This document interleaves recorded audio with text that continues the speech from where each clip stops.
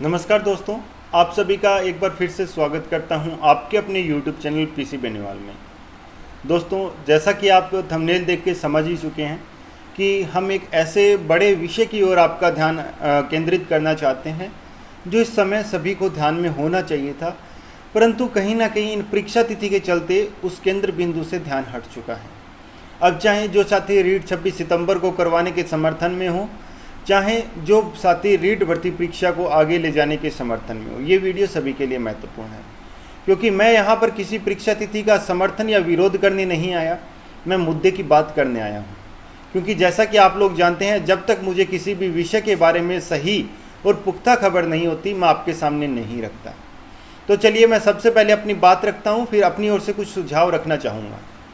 मुद्दा क्या है? जैसा कि आप सभी को पता है, जो बीएड के परीक्षार्थी हैं वो मांग कर रहे हैं कि 26 सितंबर से परीक्षा तिथि आगे जानी चाहिए। अब आगे जानी चाहिए या नहीं जानी चाहिए, इसका निर्णय सरकार करेगी। लेकिन एक बात जिसकी ओर मैं ध्यान केंद्रित करना चाहूँगा, और मुख्य बात यह है कि वहीं छात्रों के साथ अहित हो रहा है। बीएड द्वितीय वर्ष का जो टाइम टेबल था, उसमें 25 सितंबर को एग्ज़ाम है उनका सेकेंड ईयर का। ऐसे में जो साथी आगे करने की मांग कर रहे हैं वो तो ठीक है, लेकिन उनके अलावा कुछ साथी हैं जो ये बोलते हैं कि एग्ज़ाम किनका नहीं होता, सभी का होता है। ठीक है, एग्ज़ाम होता है, वो एग्ज़ाम दे भी सकते हैं, लेकिन परिस्थितियों को समझने की कोशिश कीजिएगा। मैं आपको कुछ परिस्थितियां बताता हूं। मान लीजिएगा किसी साथी का कोई जो कॉलेज है बीएड का, वो कॉलेज गंगानगर में है। ठीक है, बीएड का कॉलेज उसे गंगानगर में आवंटित हुआ है, और उस साथी का जो मूल निवास है वो आप मान के चलिए कि अपने जो सवाई माधोपुर हो गया, चित्तौड़गढ़ हो गया, बाड़मेर हो गया, उस साइड है। उस परीक्षार्थी की कुल दूरी वहाँ से 400 से 500 किलोमीटर हो जाती है। ठीक है, अब वो 400 से 500 किलोमीटर की दूरी हो जाती है। किसी भी परीक्षार्थी ने रीट का जो आवेदन किया है, उसमें जो परीक्षा केंद्र है वो अपना गृह जिला दिया होगा, निश्चित तौर पर है। अगर आप जयपुर से हैं तो आपने अपना परीक्षा का केंद्र जयपुर ही दिया है, अगर आप बीकानेर से हैं तो आपने बीकानेर ही दिया होगा, ये बात सामान्य है। ठीक है, अब जो परीक्षार्थी 25 तारीख को गंगानगर एग्जाम देने अपने बीएड सेकेंड ईयर का आया है, और उसका जो पेपर है, वो जो उसका पेपर है वो 2 से 2:30 बजे का है, वो 2 से 3:30 बजे का है। 3:30 बजे उसका पेपर पूरा होना है। 3:30 बजे के बाद में वो परीक्षार्थी जो है वो कैसे अपने घर तक पहुंचेगा, क्योंकि वो कॉलेज से फ्री होने के बाद में 4 बजे किसी बस या फिर अन्य व्हीकल को लेने के योग्य रहेगा। अब उसे वो कितनी देर बाद में मिलती है, जरूरी तो नहीं कि 4 बजे फ्री होती है उसे अपने गंतव्य स्थान के लिए बस भी मिल जाए। ऐसे में 6 से जो 400 से 500 किलोमीटर का सफ़र है, जब वो परीक्षार्थी तय करेगा, तो 12 से 13 घंटे का जो सफ़र है वो परीक्षार्थी करके कैसे अपने परीक्षा केंद्र पर पहुंच जाएगा? क्या इसका किसी के पास जवाब है?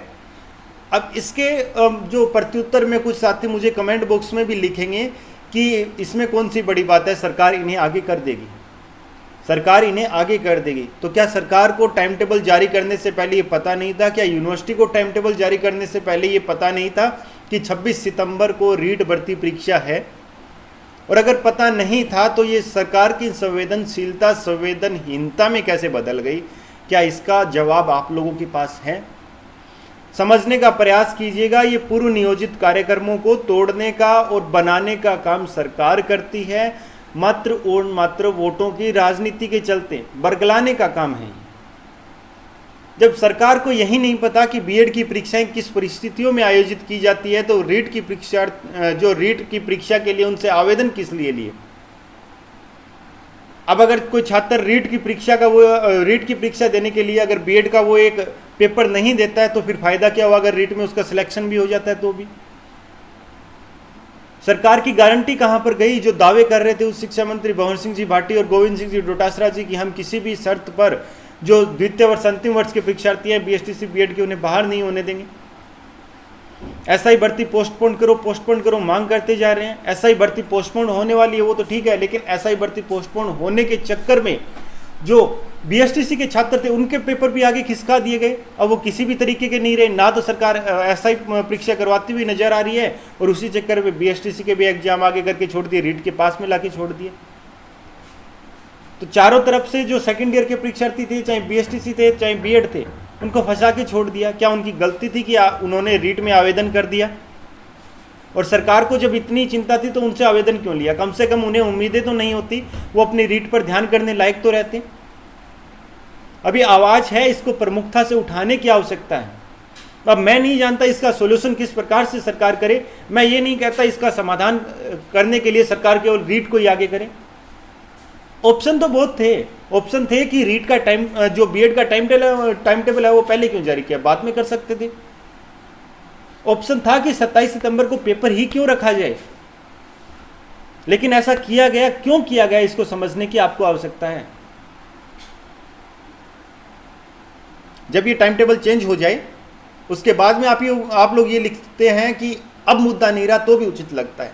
लेकिन फिलहाल मुद्दा है और ये मुद्दा सरकार ने खुद दिया है, और क्यों दिया है इसको समझने की आपको आवश्यकता है, मुझे नहीं। और जो साथी मुझे बार बार कमेंट बॉक्स में कमेंट करके लिखते हैं, आप अपनी ओर से तारीख बता दीजिए, क्या 26 सितंबर को रीट भर्ती परीक्षा होगी या नहीं होगी। तो मैं उन सभी साथियों से हाथ जोड़ के कहने चाहूँगा, मेरे से झूठ नहीं बोला जाएगा। मुझे नहीं पता 26 सितंबर को होगी या नहीं होगी। जिस दिन सरकार बोल देगी लिखित में, उसी दिन मैं मान लूँगा। 26 सितंबर को पेपर होता है तो होगा। अगर सरकार नोटिस जारी करती है नहीं होगा, तो ही मैं कहूँगा आप लोगों को नहीं होगा। उससे पहले मेरे मुंह में अपने शब्दों को डालने का प्रयास मत कीजिए। किसी भी प्रकार से दबाव बनाने से मैं कोई तारीख नहीं दे सकता, क्योंकि मैं कोई दिनांक देने वाला नहीं होता। आपको मैं 1000 बार ये बात बोल चुका हूँ। जो दिनांक दे रहे हैं वो अपने किन तथ्यों के आधार पर, किन सूत्रों के आधार पर या संख्या बल के आधार पर दे रहे हैं, वो लोग वो जाने। कुछ साथी दावा कर रहे हैं 26 सितंबर को ही होगी, तो वो उनका मानना है। कुछ साथी बोल रहे हैं 26 सितंबर को नहीं हो सकती, वो उनका मानना है। देखिए, मुझे इस संदर्भ में कुछ जानकारी नहीं है। जब कोई आधिकारिक रूप से जानकारी आती है, मैं तभी आप लोगों के साथ साझा करता हूँ। इसके अलावा कुछ साथी ये बोल रहे हैं कि जो बीएड की समस्याएं हैं, परीक्षा और रीट की परीक्षा से संबंधित मुद्दा है, जैसे कि ये मुद्दा है, ऐसे जो मुद्दे हैं आप लोग ट्विटर पर उठाइए।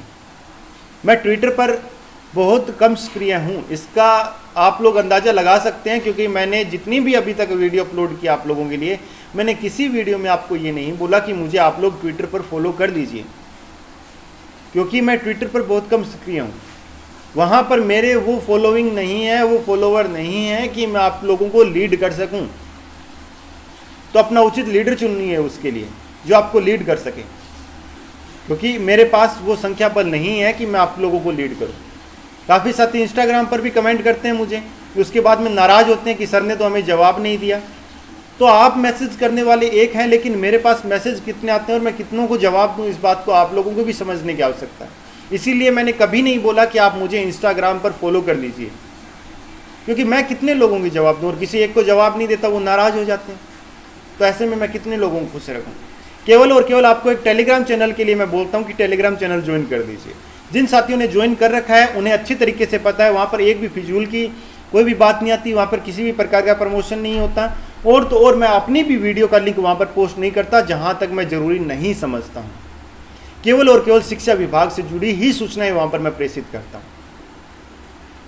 तो सभी साथियों से हाथ जोड़ के निवेदन है, आप लोग अपनी तैयारी जारी रखें। सरकार 26 सितंबर को करवाती है नहीं करवाती है वो अलग बात है, अपना प्रयास जारी रखिए। अपनी मांगों को सरकार के सामने सोशल मीडिया पर उठाते रहिए, लेकिन पढ़ाई को जारी रखिए, पढ़ाई मत रुकने दीजिए, क्योंकि सरकार का कोई भरोसा नहीं। फर्स्ट ग्रेड की तरह कब आपके साथ धोखा हो जाए, तो कहीं ना घर के रहो और ना गार्ड के।